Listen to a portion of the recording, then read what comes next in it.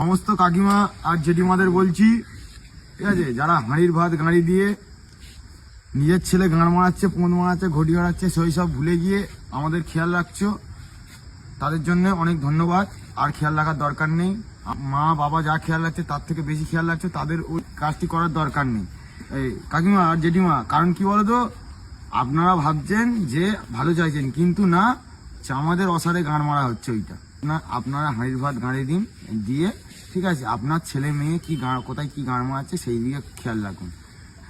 পাড়াই থেকে please CCTV ক্যামেরার কাজটা করবেন না। সিসিটিভি ক্যামেরা বলে একটা যন্ত্র আছে, এই যন্ত্রকে ওই কাজটা করতে দিন।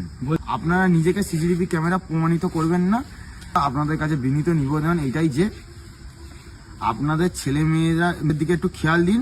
আপনাদের ছেলে মেয়েরা না হলে, ঠিক আছে, সামনে শীতকাল পড়ছে, সেই কোথায় দেখবেন ক্রিসের মতন স্যাট করে পালাবে, পালিয়ে দেখবেন আপনি এখানে বুক চাপড়ে কাঁদবেন, আপনার ছেলে মেয়েরা ওইদিকে গিয়ে বলবে আজকে পেলাম দু হাত ভরে ছিল স্বপ্ন আমার। আর এই শীতকালে বিয়ে হবে, গরমকালে ডিভোর্স হয়ে যাবে। ওই কাছে বিনীত নিবেদন, কাকিমা জেঠিমা যেই ভাতটা খাচ্ছেন খান, বাঙালি সিরিয়াল দেখুন ঘরে বসে। লোকের ছেলে মেয়ে কী করছে সেই দিকে নজর না দিয়ে আপনার ছেলে মেয়েদের দিকে একটু ধ্যান দিন। আপনারা যদি এরকমভাবে জিনিসটা করতে থাকেন, আমি সরকারের কাছে একটা আবেদন করছি এটাই যে সরকারের তরফ থেকে আপনাদেরকে একটা, ঠিক আছে, চুবলি ঘরের একটা পুরস্কার দেওয়া হোক। তার মধ্যে এটাই থাকুক যে একটা করে পান, যেটা গাড়ি দিয়ে আপনারা সবার ব্যাপারে আলোচনা করতে পারেন। আর ঠিক আছে, 5 কেজির বদলে 10 কেজি রেশন আপনাদের বেশি দেওয়া হোক।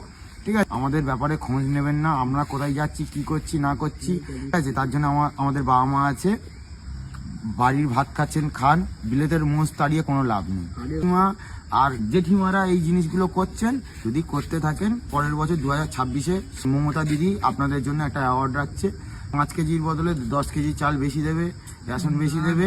আর জর্দা দিয়ে পান, যেটা গালে দিয়ে সবার বাড়িতে কোথায় কি হচ্ছে খোঁজটা নিতে পারবেন। ঠিক আছে।